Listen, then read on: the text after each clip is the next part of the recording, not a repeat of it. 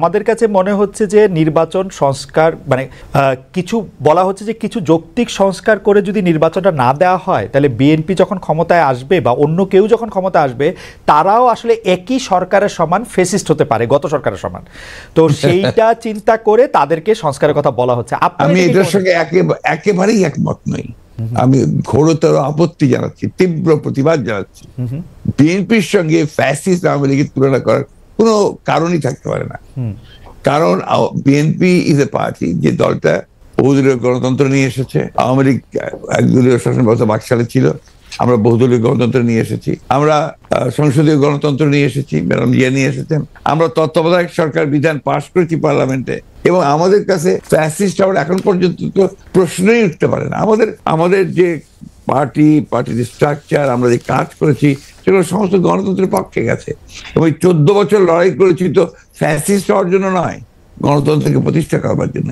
সুতরাং এই কথাগুলো যখন বলা হয় তখন এই কথাগুলো আমার কাছে মনে হয় যেটা আপনার শুধুমাত্র হয় কথার কথা বলার জন্য বলা হয়, অথবা বিএনপিকে আপনার ছোট করে খাটো করে দেখানোর চেষ্টা করা হয়। কিন্তু এইখানে তো পাশাপাশি আরো দুটো সত্য আছে। একটা সত্য হচ্ছে যে বিএনপিও তো আসলে ক্ষমতায় ভারসাম্যের কথা বলছে, এবং সেই ক্ষমতায় ভারসাম্যের কথা বলতে গিয়ে এই প্রধানমন্ত্রী, উপপ্রধানমন্ত্রী, রাষ্ট্রপতি, উপরাষ্ট্রপতি জাতীয় সংস্কারের কথা বলছে, এই বিষয়টি যেমন আছে। এবং বিএনপিও রাষ্ট্র ক্ষমতায় ছিল, তখনও বিএনপিতে আসলে ক্ষমতার ভারসাম্য আছে কিনা সেটা নিয়ে প্রশ্ন উঠেছে। আবার আপনি যদি আমাকে অনুমতি দেন আমি বলবো যে বিএনপির একজন খুব গুরুত্বপূর্ণ শীর্ষস্থানীয় নেতা জনাব মওদুদ আহমেদ, আমি তাকে কোট করছি, তিনি লিখেছিলেন, আমরা ক্ষমতায় গেলে বিএনপি সাফল্য হবে আরও কম, কারণ দলটি শাসন কৌশলে কোনো উন্নতি হয়নি, দলটিতে নেই কোনো আত্মোপলব্ধি এবং আত্মসংশোধন শব্দ দুটির অস্তিত্ব। অর্থাৎ এরকম কথা কিন্তু আছে। মওদুদ আহমেদের কথাই যে আপনার চূড়ান্ত কথা তা তো নয়। জি, মওদুদ আহমেদ তার দৃষ্টিকোণ থেকে তিনি ওই কথাগুলো বলেছেন। আমি তো মনে করি যে কথাগুলো সঠিক নয়। বিএনপি একটা পার্টি, যে পার্টিটা আপনাকে গণতন্ত্রকে রিইন্ট্রোডিউস করেছে, মাল্টি পার্টি সিস্টেম ইন্ট্রোডিউস করেছে, যেটা আগে আমি বললাম, আর রিপিট করতে চাই না। তো বিএনপিকে ওই দলের সঙ্গে বা ফাইজারের সঙ্গে তুলনা করাটাকে আমি মনে করি এটা একটা সঠিক তো নয়। আমি মনে করি এটা একটা উদ্দেশ্য প্রণোদিত। আচ্ছা, আরেকটি ব্যাপার সেটি হচ্ছে আমার আগেকার প্রশ্নের সাথে সম্পর্কিত, যে গণ অভ্যুত্থানের মুখে শেখ হাসিনার দেশ ছেড়ে পলায়ন, আওয়ামী লীগের নিষ্ক্রিয়তা এক ধরনের, মানে আওয়ামী লীগ দেশের রাজনৈতিক প্রেক্ষাপট থেকে বাদ হয়ে গেছে। কেউ কেউ আমাদের মিডিয়ার ভাষায় কেউ কেউ বলছেন যে একটা -1 হয়ে গেছে। অন্তর্বর্তী সরকারকে নিয়ে কোনো -2 সংখ্যা কি আছে? কেন এই প্রশ্নটি উঠছে সেটিও আমি বলি, যেটা কিছুটা আপনি আগেই প্রশ্ন করেছেন যে আওয়ামী লীগ আমলে কিন্তু আমরা দেখেছিলাম যে বেগম খালেদা জিয়ার চিকিৎসার জন্য বারবার বলা হচ্ছিল, কিন্তু 3.5 মাস পরেও বেগম জিয়া এখনও দেশে আছেন, তারেক রহমান সাহেব এখনও দেশে ফিরেন নাই। তো এইটার ক্ষেত্রে কি -2 কোনো আশঙ্কা আপনাদের মধ্যে রয়েছে কিনা অন্তর্বর্তী সরকারকে নিয়ে? এই -2 তো এসেছিল আপনার 111-এ। এখন আপনার এই -2 কোনো সমস্যা নেই। কারণ হচ্ছে যে আমরা আগেই বলেছি, আমি গতকাল একটা ইন্টারভিউতে বলেছি যে বিএনপিকে এখন আর কেউ মাইনাস করতে পারবে না। এক, 2 নম্বর হচ্ছে আওয়ামী লীগ যদি নিজেরা মাইনাস হয়ে গিয়ে থাকে তো সেটা তো আওয়ামী লীগ হয়েছে, কারণ সে দেশেই নাই, তার নেত্রী পালিয়ে গেছে। সুতরাং আপনার এই জায়গাতে তো তারা নিজেই চলে গেছে। এখানে একটা জিনিস আমাদের সবসময় মনে রাখতে হবে যে রাজনৈতিক দলটি পলিটিক্যালি ব্যাংক্রাফট হয়ে যায়। আওয়ামী লীগ তো এখন আসলে পলিটিক্যালি ব্যাংক্রাফট একটা রাজনৈতিক দল। আমি আগে থেকেই বলছিলাম কথাটা আর কি। তার কোনো রাজনীতি নেই, সে ক্ষমতাকে এমন ভাবে ব্যবহার করেছে তাদের ব্যক্তিগত স্বার্থে, দলীয় স্বার্থে না, প্রত্যেকের ব্যক্তিগত স্বার্থে। They have minted money like anything. দেশকে তারা একেবারে ফোকলা করে দিয়েছে, এবং সেই দেশকে ফোকলা করে দিয়ে পালিয়ে গেছে, এবং এটা জনরোষে পালিয়েছে। নর্থদের যে কোনো মিলিটারি কু বা কিছু হয়েছে, পিপলস রেট, জনরোষ, সেই রোষে তাকে পালিয়ে জীবন বাঁচাতে পালিয়ে যেতে বাধ্য হয়েছে। এই বিষয়গুলো আমাদের মাথায় রাখতে হবে। আমরা কোনো মতেই যেন চেষ্টা না করি এটাকে কোনো মতে খাটো করা।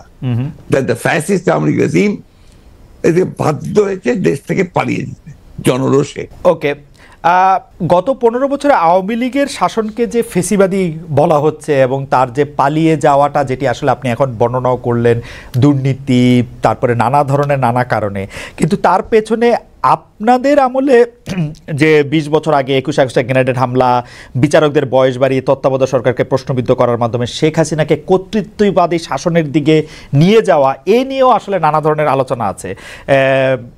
এই দুটি ঘটনা যদি হাইন্ডসাইট আপনি একটু দেখেন, যে মানে যেগুলি হচ্ছে ক্রাইমের ঘটনা, অর্থাৎ হচ্ছে 21শে আগস্টের গ্রেনেড হামলা, 10 ট্রাক অস্ত্র, আবার অন্যদিকে তত্ত্বাবধায়ক সরকার ব্যবস্থাটাকে একটা এরকম জায়গায় নিয়ে যাওয়া, এই দুটিকে আপনি আপনার মূল্যায়ন আমরা একটু শুনতে চাই, যে দুটি আপনার 21শে আগস্টের যে ঘটনা, এই ঘটনার সঙ্গে বিএনপিকে জড়িত করা এবং বিশেষ করে তারেক রহমান সাহেবকে জড়িত করা, এটা পুরোপুরি ভাবেই রাজনৈতিক উদ্দেশ্য প্রণোদিত।